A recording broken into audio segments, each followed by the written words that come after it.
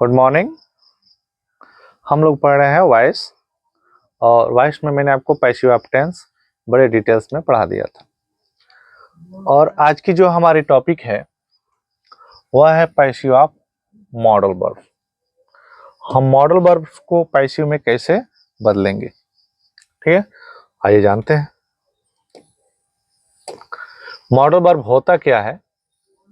तो shall, should, will, would, may, might, can, could, must, ought to इत्यादि को ही हम लोग क्या बोलते हैं? मॉडल वर्ब बोलते हैं, ठीक है ना।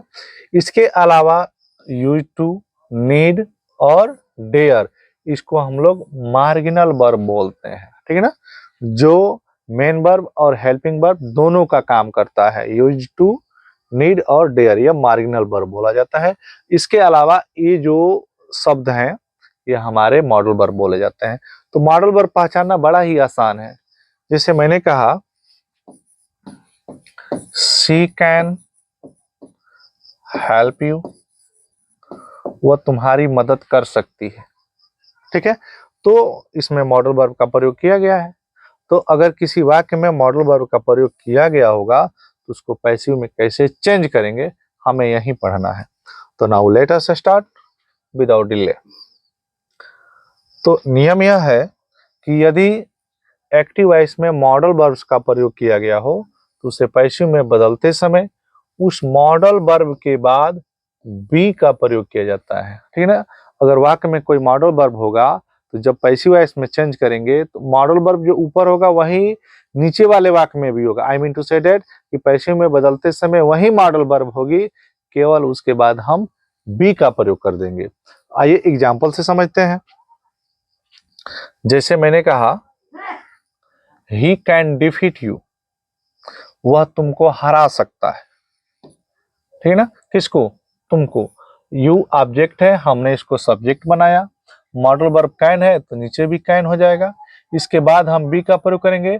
अब वर्ब की थर्ड फॉर्म हो जाएगी डिफीटेड। सब्जेक्ट को ऑब्जेक्ट का स्थान पर लिखने से पहले बाई, और ही को हम क्या बदल देंगे? हिम में बदल देंगे। नेक्स्ट सेंटेंस है we ought to obey our parents, हमें अपने माता पिता का कहना मानना चाहिए। किसका? अपने माता पिता का। ऑब्जेक्ट को हमने सब्जेक्ट बना लिया। मॉडल वर्ब है ought टू, तो ought टू हो गया। इसके बाद से बी हो जाएगा, वर्ब की थर्ड फॉर्म हो जाएगी। सब्जेक्ट को ऑब्जेक्ट का स्थान पर लिखने से पहले बाई हो जाएगा, और वी का ऑब्जेक्टिव केस क्या हो जाएगा? अस हो जाएगा। श्योर? बहुत बढ़िया, आगे चलते हैं। अगला नियम यह है कि यदि मॉडल वर्ब्स के बाद हैव का प्रयोग किया गया हो, मेरे कहने का मतलब जैसे कैन है तो कैन हैव आ जाए, मस्ट है तो मस्ट हैव आ जाए, शुड है शुड हैव आ जाए। मॉडल वर्ब के बाद हैव का प्रयोग किया गया हो तो उसे पैसिव में बदलते समय मॉडल वर्ब के बाद बीन का प्रयोग करते हैं, बी का प्रयोग नहीं किया जाता है। अब बस में ना, अगर केवल मॉडल वर्ब होगा, सिंगल होगा तो बी लगेगा, मॉडल वर्ब के साथ हैव होगा तो बीन का प्रयोग किया जाएगा। आइए एग्जाम्पल में समझते हैं। मैंने कहा you would have solve the problem, उसने यह समस्या हल कर दिया होता। क्या हल कर दिया होता? समस्या। तो ऑब्जेक्ट है द प्रॉब्लम, सब्जेक्ट बना लिया। मॉडल वर्ब है वुड हैव का प्रयोग कर लिया। इसके बाद से हम बी नहीं बीन का प्रयोग करेंगे, और वर्ब की थर्ड फॉर्म वुड। ध्यान रखिएगा, जब भी मॉडल वर्ब के साथ हैव आती है तो यहाँ वर्ब की थर्ड फॉर्म लगती है। तो ये थर्ड फॉर्म है, पैसिव में बदलते समय थर्ड फॉर्म चाहिए, थर्ड फॉर्म हो जाएगा। सब्जेक्ट को ऑब्जेक्ट का स्थान पर लिखने से पहले बाई, और ही का क्या हो जाएगा? हिम हो जाएगा। एक एग्जाम्पल और समझ लेते हैं। जैसे मैंने कहा you must have heard the name of Sardar Patel, आपने सरदार पटेल का नाम जरूर सुना होगा, अवश्य सुना होगा। क्या सुना होगा? The name of Sardar Patel, Sardar Patel का नाम। जब पैसिव में बदलेंगे तो हम ऑब्जेक्ट को सब्जेक्ट बना लेंगे। मॉडल वर्ब इसमें है मस्ट हैव, तो मस्ट हैव हो जाएगा, और इसके बाद हम बीन का प्रयोग कर लेंगे। थर्ड फॉर्म हियर्ड है, हियर्ड हो जाएगा। सब्जेक्ट को ऑब्जेक्ट का स्थान से लिखने से पहले बाई, और यू का यू होगा। यू नॉमिनेटिव केस और ऑब्जेक्टिव केस सेम होता है। ये तो जान गए मॉडल वर्ब को पैसिव वॉइस में कैसे चेंज किया जाएगा। अब हमें यह जानना है passive of infinitive with verb to be and to have. I mean to say that कि अगर एक्टिव वॉइस के वाक्य में इंफिनिटी टू बी और इंफिनिटी टू हैव का प्रयोग किया गया होगा, उसको पैसिव वॉइस में कैसे चेंज करेंगे। तो उससे पहले हमें यह जानना है कि अगर किसी वाक्य में इंफिनिटी टू बी और टू हैव का प्रयोग है तो हम कैसे पहचान लेंगे इसमें टू बी या टू हैव का प्रयोग है। आइए स्टार्ट करते हैं। हम सबको पता है कि बी का मतलब क्या होता है, is am are was were, ठीक है ना। और हैव का मतलब क्या होता है, हैज हैव हैड। अगर किसी वाक्य में is am are was were के बाद वर्ब की फर्स्ट फॉर्म से पहले टू लगाया गया है तो हम समझ जाएंगे कि वह इंफिनिटी टू बी का प्रयोग हुआ है। अगर किसी वाक्य में हैज हैव हैड के बाद मेन वर्ब से पहले, ठीक है ना, मेन वर्ब से पहले वर्ब की फर्स्ट फॉर्म से पहले टू लगाया गया है, हम समझ जाएंगे कि वह टू हैव का प्रयोग है। एग्जाम्पल में समझते हैं। जैसे मैंने कहा he is to write a letter, वह एक पत्र लिखने वाला है, ठीक है ना। या इसमें जो है टू बी का प्रयोग है। कैसे पहचान लिए, यह इज है, इज का मतलब कि बी है और मेन वर्ब से पहले जो है टू लगाया गया है और टू क्या होता है, इन्फिनिटी होता है, तो यह हमारा इन्फिनिटी टू बी का प्रयोग है। नीचे वाले वाक्य में देखिए, he had to write a letter, उसे एक पत्र लिखना है, यह हैज हो गया, हैज का मतलब कि हैव हो गया और वर्ब की फर्स्ट फॉर्म से पहले टू हो गया, यानी कि यह इन्फिनिटी हो गया, तो यह इन्फिनिटी टू हैव का प्रयोग है। अब हमें यह पढ़ना है कि अगर इन्फिनिटी टू बी या इन्फिनिटी टू हैव का प्रयोग किया गया होगा उसको पैसिव वॉइस में कैसे चेंज करेंगे। बहुत ही इजी है, बहुत ही आसान है। आइए समझते हैं।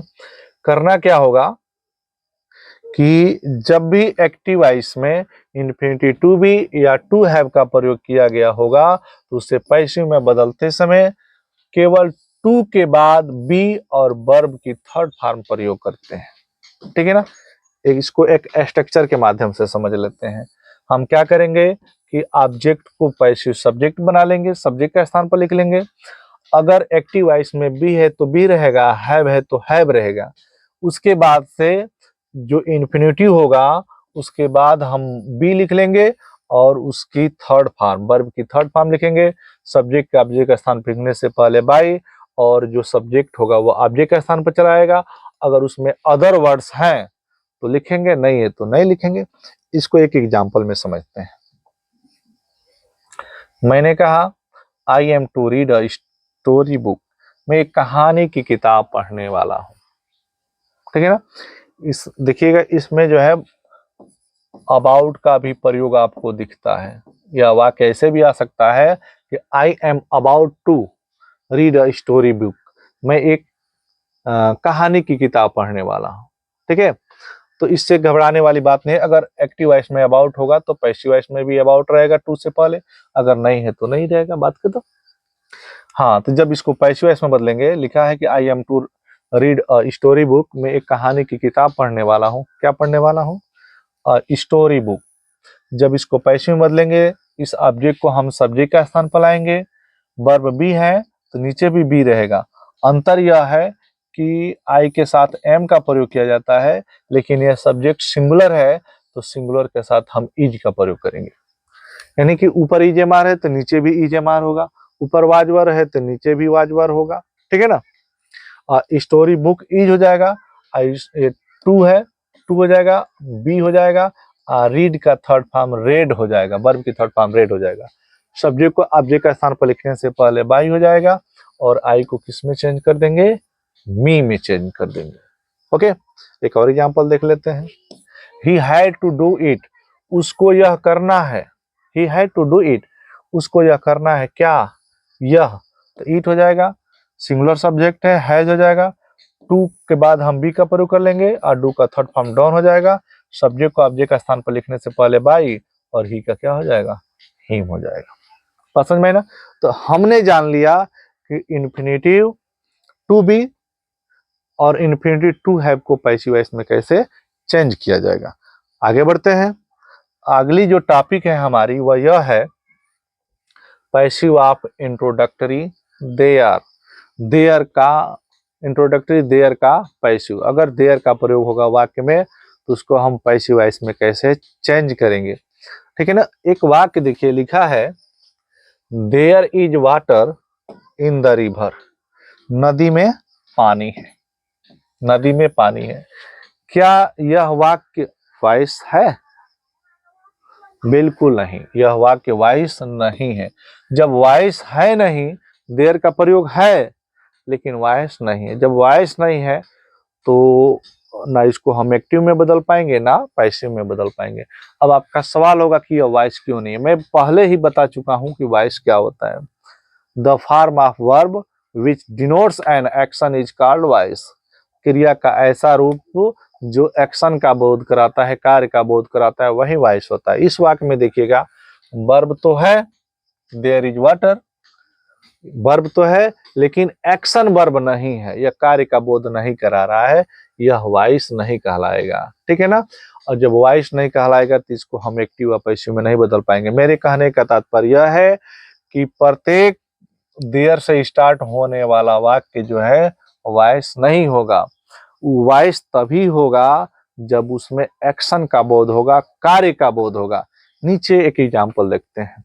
मैंने लिखा है there is water to drink, पीने के लिए पानी है। अब देखिए इसमें कौन सा एक्शन का बोध हो रहा है, तो ड्रिंक, पीने का बोध हो रहा है ना। तो अब हम कह देंगे कि यह वॉइस है क्योंकि इसमें एक्शन वर्ब है। जब एक्शन वर्ब है तो इसको हम पैसिव में बदल पाएंगे। तो सब मिला जुला करके मैं कहना यह चाहता हूं कि अगर वाक्य में देयर का प्रयोग है और एक्शन वर्ब नहीं है उसमें तो उसको हम पैसिव वॉइस में नहीं बदल सकते हैं। सभी देयर से स्टार्ट होने वाले वाक्य को पैसिव में नहीं बदला जा सकता है जब तक उसमें एक्शन वर्ब ना हो, कार्य का बोध ना हो। श्योर। अगर एक्शन वर्ब होगा तो कैसे बदला जाएगा पैसिव वॉइस में, यह सबसे ज्यादा इजी है। करेंगे क्या, यदि एक्टिव वॉइस में देयर का प्रयोग किया गया हो तो उसे पैसिव में बदलते समय निम्न तरीका अपनाते हैं। कौन सा तरीका अपनाते हैं, देयर से स्टार्ट है देयर रहने दीजिए, जो वर्ब होगा देयर के प्रयोग में वो वर्ब रहने दीजिए सेम, और नाउन जो होगा वो नाउन भी रहने दीजिए। केवल जहां इन्फिनिटिव होगा आप इन्फिनिटिव लिखिए और अपने तरफ से जो है उसके बाद बी का प्रयोग कर लीजिए और उसमें जो वर्ब होगी उसका थर्ड फॉर्म प्रयोग कर दीजिएगा, हो जाएगा पैसिव। थोड़ा एक एग्जांपल से इसको समझ लेते हैं। जैसे मैंने कहा देयर इज नथिंग टू से, कहने के लिए कुछ भी नहीं है। देयर इज नथिंग टू से, कहने के लिए कुछ भी नहीं है। जब इसको पैसिव वॉइस में बदलेंगे तो इसमें सब्जेक्ट ऑब्जेक्ट करने की आवश्यकता नहीं होती है, जो का त्यों बदल दिया जाता है। देयर है देयर हो जाएगा, ऊपर वर्ब बी है नीचे भी बी हो जाएगा, नथिंग हो जाएगा। अब टू है ना इन्फिनिटिव, इसके बाद से बी से का थर्ड फॉर्म क्या हो जाएगा, सैड हो जाएगा। There is nothing to be sad, कहे जाने के लिए कुछ भी नहीं है। एक और एग्जाम्पल देख लेते हैं। There is water to drink, पीने के लिए पानी था। एक्शन वर्ब है इसमें, ड्रिंक, पैसिव में बदल लेंगे।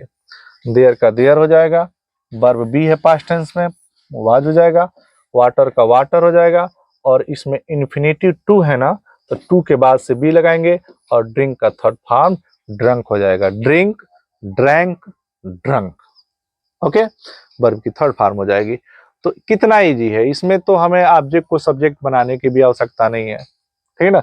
जो का त्यों लिख देना है, टू के बाद बी और वर्ब की थर्ड फॉर्म प्रयोग कर लेना है।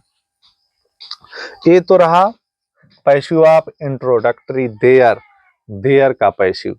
अब हमें पढ़ना है पैसिव ऑफ इंट्रोडक्टरी इट, यानी कि इंट्रोडक्टरी इट का पैसिव कैसे बदला जाएगा अगर इट का प्रयोग किया गया होगा तो। अब इस वाक्य पर थोड़ा ध्यान देंगे।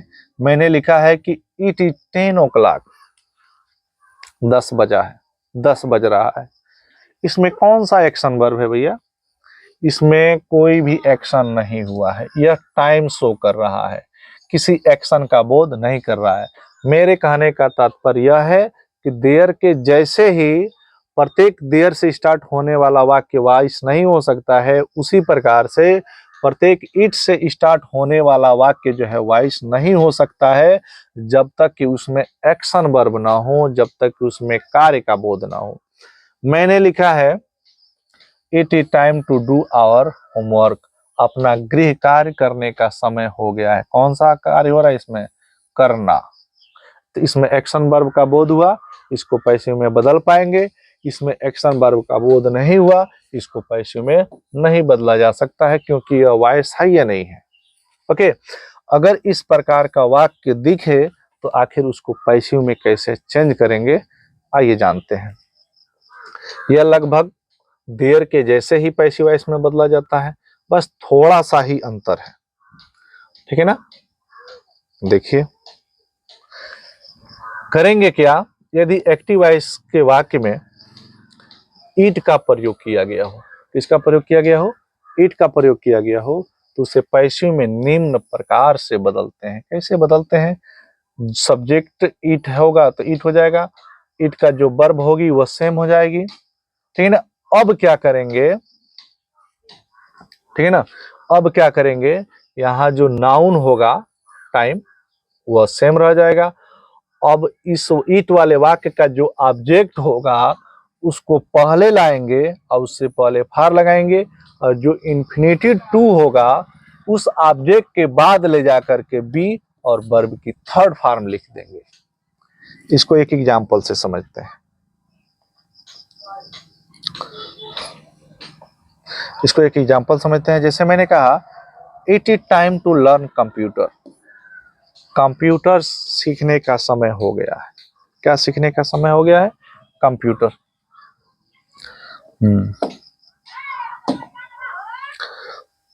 एक एग्जांपल से मैं आपको यहाँ डिनोट कर दे रहा हूं। जैसे लिखा है it is time to learn computer, computer सीखने का समय हो गया है। ये एक्टिव वॉइस में है और इसको चेंज कर देना है पैसिव वॉइस में, ठीक है ना। जब पैसिव वॉइस में चेंज करेंगे ईट का प्रयोग ईट हो जाएगा, ऊपर वर्ब इज है तो नीचे भी इज हो जाएगा, और यह टाइम हो जाएगा, नाउन है।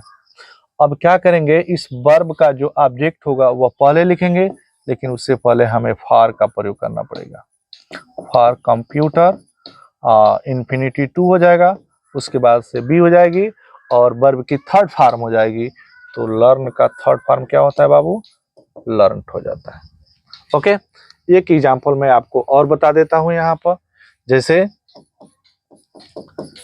इट इज, इसी वाक्य को मैं पैसिव वॉइस में बदल देता हूं। इसी वाक्य को लिखा है कि it is time to do our homework, अपना गृह कार्य करने का समय हो गया है। तो जब इसको हम पैसिव वॉइस में चेंज करेंगे तो ईट हो जाएगा, ईट हो जाएगा, टाइम हो जाएगा। इस वर्ब का ऑब्जेक्ट है आवर होमवर्क, पहले लिखेंगे, लेकिन उससे पहले लगाना पड़ेगा फॉर आवर होमवर्क।